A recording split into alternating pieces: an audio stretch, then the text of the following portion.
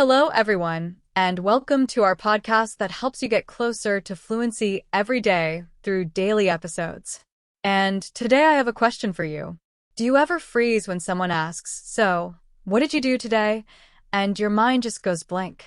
Do you feel like you only know the words work and eat?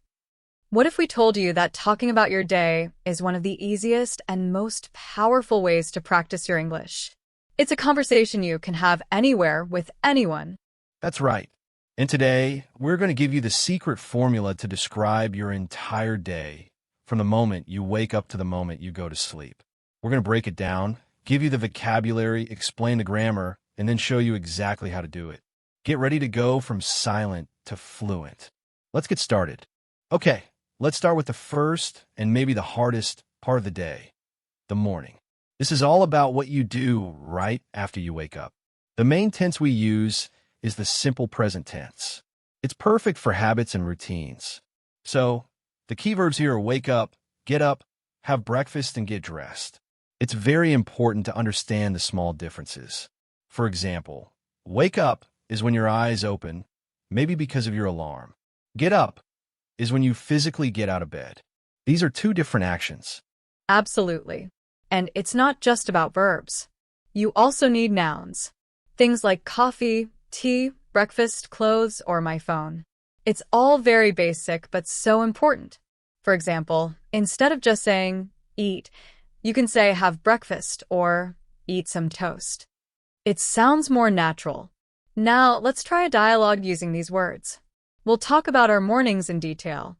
So, David, what time do you usually wake up on a weekday? Do you use a loud alarm? I wake up at 6 a.m. sharp because my alarm is very loud. I try to be disciplined, but I don't get up right away. I usually lay in bed for 10 or 15 minutes, just scrolling on my phone or listening to podcasts.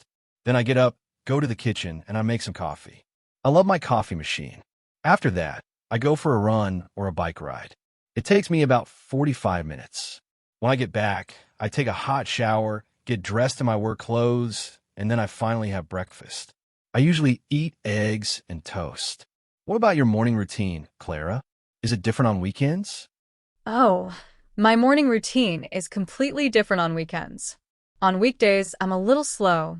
I wake up around 7 a.m. I get up right away, or my day will be a mess. The first thing I do is make some tea. I'm a tea person, not a coffee person, and then I have breakfast. My breakfast is usually a piece of fruit and yogurt. It's quick and easy. After that, I brush my teeth, get ready, and then I leave the house to go to my office. I try to be out the door by 8:30 a.m. On weekends, though, I sleep in. I might wake up around 9 a.m. and stay in bed reading a book for a while. Then I might go out for breakfast with my friends. It's a completely different morning. See, the vocabulary is very basic, but the way we use it can describe very different mornings. The key is to know a few phrases and be able to put them together. Great! Now that we've covered the morning, let's move on to the middle of the day. This is all about your work or school routine. The vocabulary here is about actions you do at a job or at school. Think about verbs like start work, study, have lunch, take a break, and finish work. We can also add time words like in the morning, in the afternoon, or specific times like at 1 o'clock. This is where you can add more detail and talk about what you do during your day. You can talk about what you do for lunch or what you discuss with your coworkers. Let's have a dialogue about our afternoons. Clara, what time do you start work and what do you do first? I start work at 9 a.m., and the mornings are usually for answering emails and planning my day. Around 1 p.m., I have lunch. Sometimes I bring my own food, but I often go out for lunch with a colleague. We usually eat at a small cafe near the office, and we talk about the new projects we're working on. The afternoon is always busy. I have a lot of meetings, so I usually work on my projects in the morning to prepare. What about you? Do you ever get a chance to take a break in the afternoon? Yes, I do. I always try to take a short break around 3:30 p.m. to stretch my legs and get some water. I usually go to the kitchen and talk with some of the other people on my team. My workday is similar to yours. I start work at 8:30 a.m. and I work on my computer all morning. I have lunch at 12:30 p.m. I bring my own sandwich from home. After lunch, I continue working on my projects until around 5 p.m. What time do you finish work and go home? I usually finish work at 6 p.m. and then I head home. It's so important to have those little breaks, right? It makes the day feel much better. A few minutes of rest really helps my focus. I agree completely. That little break makes the afternoon much more productive. It's a simple routine, but it's essential for a good workday. Now for the fun part, the evening. This part of the day is usually about relaxing and doing hobbies. You can use verbs like get home, make dinner, go to the gym, read a book, or watch a movie. We can also add adverbs of frequency here like usually, sometimes, or never to show how often you do something. This is where your personality comes out. You can talk about what you love to do. Let's try to use some of these words to talk about our evenings. So, after you get home, what do you usually do? Do you make dinner right away? I usually go to the gym, but sometimes I just want to relax. When I get back, I make dinner for my family, and we all eat together. We always talk about our day at the dinner table. After that, I watch TV with my family. We love watching a good movie or a TV series together. I also like to read a book before bed. What about you? My evening routine is a bit quieter. After I get home, I sometimes go for a walk in the park near my apartment. Then I make dinner for myself. It's usually something simple and healthy like a salad with chicken. After I do the dishes, I usually relax by listening to music or chatting with my friends on the phone. I never watch the news because I like to relax my mind before bed. I try to save my social life for the weekends. See, we have very different evening routines, but we can both describe them easily using the same simple words. And by adding those adverbs like sometimes or never, you give a lot more information about your habits and your personality. The day is almost done. Now it's time for the night routine, which is all about winding down and getting ready for sleep. The key verbs here are take a shower, get ready for bed, fall asleep, and go to bed. We can also add some of our favorite relaxing activities, like listening to an audiobook or meditating. This part of the routine is so important for your body and mind. Let's have a quick conversation about how we prepare for sleep. What's the last thing you do before you go to bed? I always take a hot shower, and then I put on my pajamas. I love reading in bed. It helps me feel sleepy. I read a paper book, not on my phone. I try to go to bed by 11 p.m., so I can wake up early.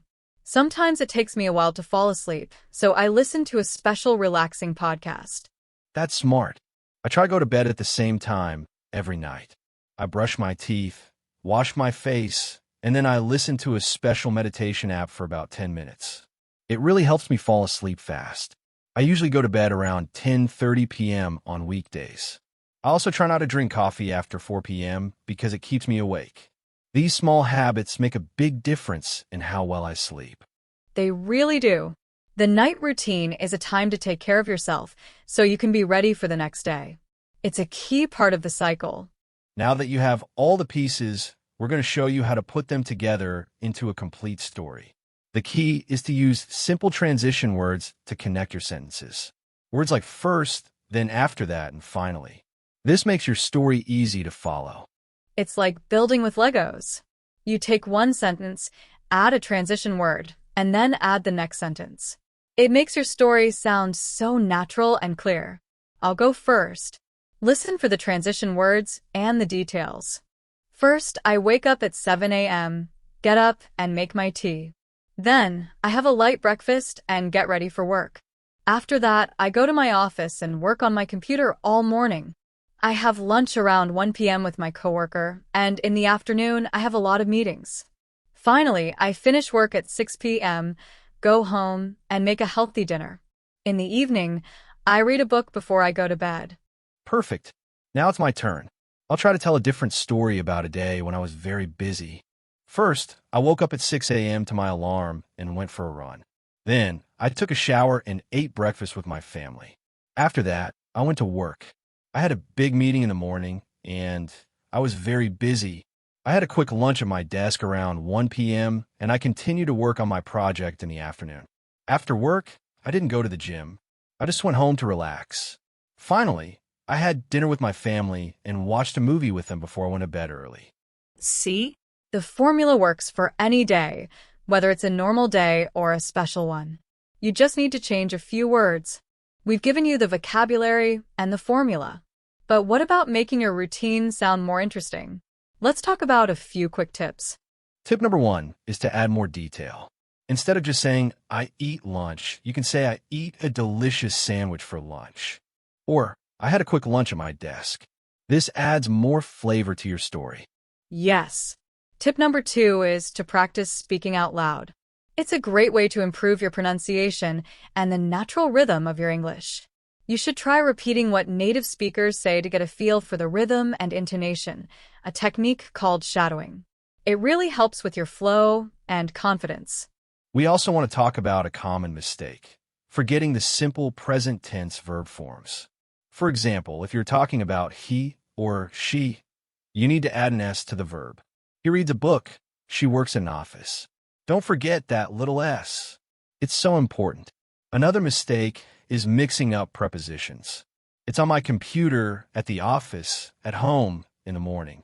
These small words are tricky, but they are essential. These little things make a huge difference in how fluent you sound. You're not just saying words, you're telling a story that people can understand easily. So, take your time and don't be afraid to make mistakes. So, now it's your turn. We have a challenge for you. Think about your routine. Pick one part, your morning, your lunch break, or your evening, and try to describe it in just 3 or 4 sentences. Use the verbs and transition words we talked about today. Then, say it out loud. Practice it until it feels easy. The more you use these phrases, the more automatic they become. Remember, confidence comes from practice. This is a skill you can master with just a few minutes of practice every day. We love hearing from you. Tell us in the comments what your favorite part of the day is and what you do. Don't forget to like this video and subscribe to the channel for more great content. That's all for today. Thanks for tuning in, and we'll see you in the next episode.